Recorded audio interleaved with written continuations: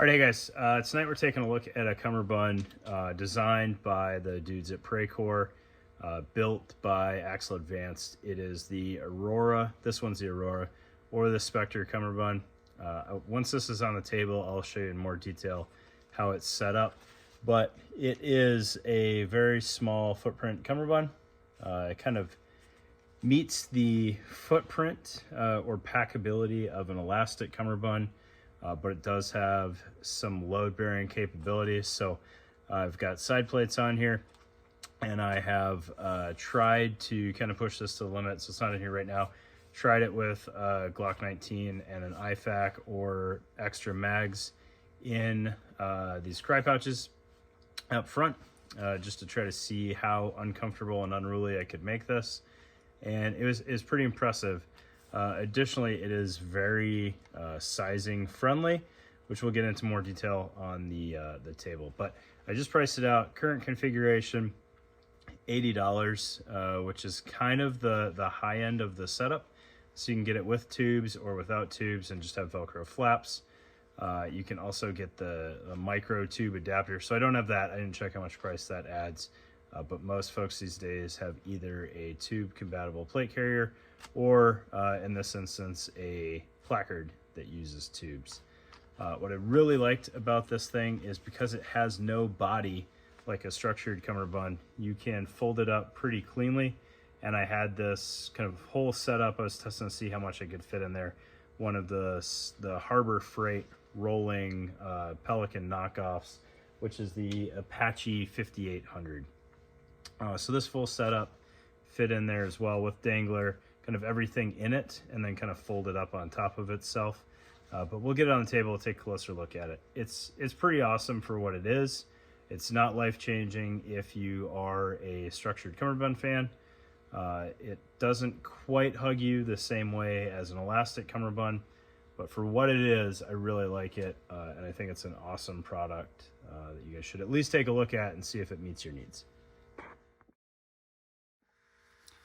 All right, so the host plate carrier here doesn't matter too much. Discuss it very briefly because there is a little bit of nuance to this that I think is worth acknowledging. So this is the Aurora configuration. It has kind of the JPC style woven back and then small tubes up front. We'll get all this taken off of here in just a minute so you can see the actual Cummerbund better.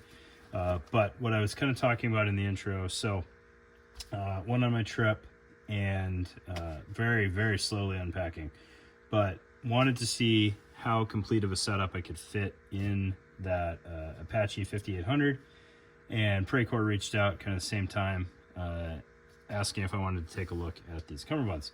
So it worked out pretty well. I'm a huge fan of structured Cummerbunds.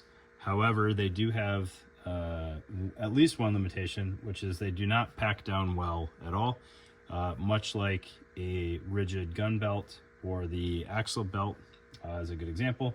They're a little unruly to pack depending on the footprint that you need to pack it into. So the benefit, one of the biggest benefits of this Cummerbund is it does not have kind of a memory to it. So as you're packing things up, it wraps around very cleanly, and you can kind of see, granted I was trying to push the capacity of this thing to the limits, but you can see kind of we have now packed everything up essentially in the footprint of the plate carrier, and it's all laying flat. Right? You don't have this kind of bulbous curve or tegrous monstrosity to deal with. All right, so that's kind of the main thing. Low profile ability to pack this thing up. All right, I threw it on kind of this beater AVS plate bag set. This is no fault of the Cummerbund, it is just the host vest that I chose. It did cause a little bit of discomfort the way AVS plate bags without the harness mount the Cummerbund. All of the mounting is kind of right in the small of your back, and I kind of only had this big body shot cord at the time, so the knot ended up being kind of centered in my back, and that was really the hot spot of what I felt.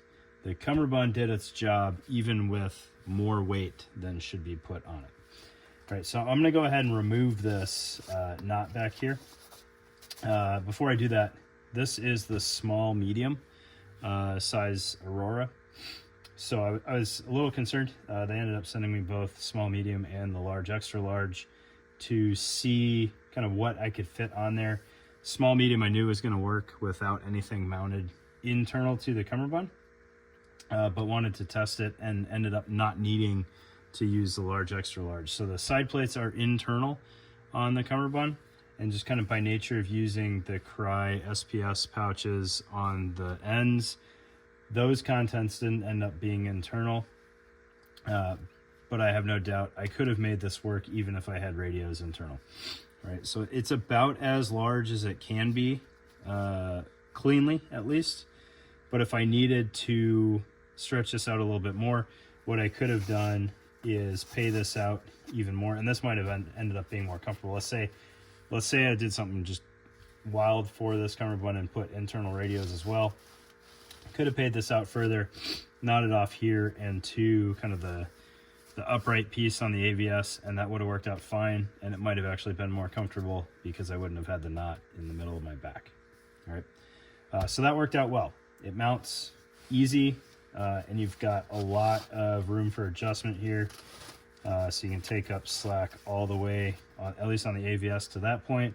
Other plate carriers, something with like a flapped back or something like that, or a LV119, you could collapse this down even more if you needed to.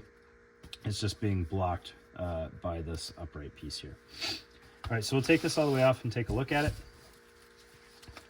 Before we do that, you can see it fits the JPC side plates exceptionally well. So you have what is a 1-inch tail, and then essentially a 1.5 inch, creeping up to 2-inch Cummerbund here. It does have laser cut pals on it, so you can mount pals webbing or molly webbing onto the Cummerbund as needed. I didn't do that just based on nature of what I had on here, but it works out well. Or I didn't need to permanently. I tried it. It works out just fine. All right, so we'll pull this out of here because this is the easier running end to work with. And then we can slide our SPS pouch off of here. You can see the Cummerbund fits through the belt loop. So these pouches are not moving around at all, which is really nice. They pair super well with this Cummerbund. But we'll take that off. So this is the body of the Cummerbund in its entirety. If you get the Spectre, it has a Velcro tail coming off the front end. If you get the Aurora, it has the smaller tubes mounting there. You can see the pals or molly webbing here. So you feed over the top of the Cummerbund, out through the brown portion there, through your pouch, and then back down. So your pouches are not going to float up and down. They are completely woven and at the minimum amount there to lock them in. They're not going to move side to side because you've got 2 spec webbing there. However, if you have something long like a 152 pouch or bottle pocket or something like that, the bottom of the pouch can flap depending on what's in there. It's just not going to float up and down.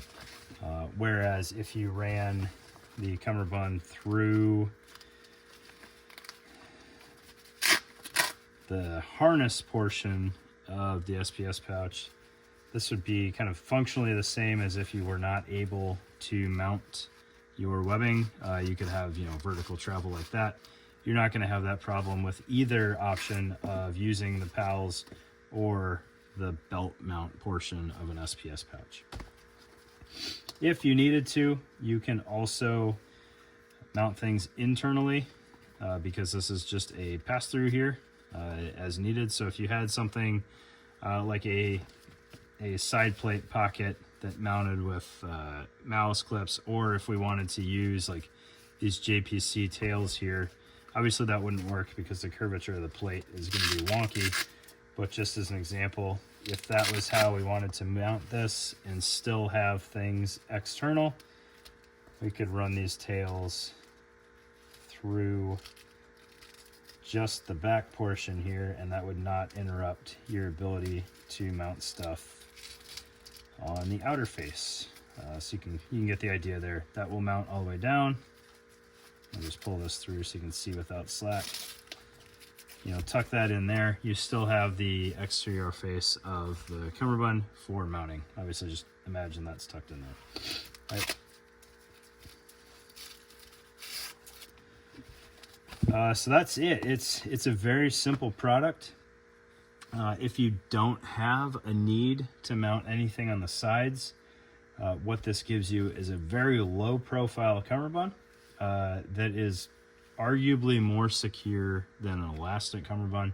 You don't have to worry about a lifespan on this product because it's all fixed length material. It's not going to stretch out. It's not going to eventually give out on you like elastic can. I'm not going to say elastic quits on you quickly, but it does have a lifespan. This, not so much. This is kind of forever materials until you tear it, which it's going to be much harder to tear this than it would be elastic. So if you're worried about, you know, tight quarters and something snagging and potentially ripping the elastic or something like that, this has much more permanence to it. It is not inherently comfort providing, right? There's no padding. It doesn't necessarily keep your plates from moving up and down, front and back, but it does keep them secure, keeps them attached to your body very well, and it packs up incredibly small. You can see, you know, without anything on the sides, which is entirely possible. It doesn't add any bulk at all as you're trying to pack up your plate carrier in potentially a small go bag, or you know, the footwell of a vehicle, or a small case or bag in the trunk or something like that.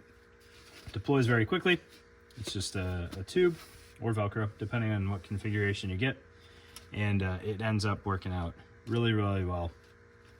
I think it's priced pretty fairly. It's the only thing of its kind on the market that I'm familiar with, and $80 is about the going rate for just about any cummerbund you can get that's American made. There's some cheaper options out there in kind of like your bare elastic, or even like the 3-cell elastic cummerbunds. Some of those are pretty comparably priced, if not a little bit less. You're not going to get a structured cummerbund for less than $80 as far as I know. And again, this is the more expensive option with the tubes. I'm sure if you get the Velcro tail, it's a couple dollars less there as well. And then arguably even lower profile because you don't need to have tubes. You can use it on any plate carrier that you find. So there you go. Praecore, Spectre, or Aurora. This is the Aurora cummerbund made by AXL Advanced. Thanks.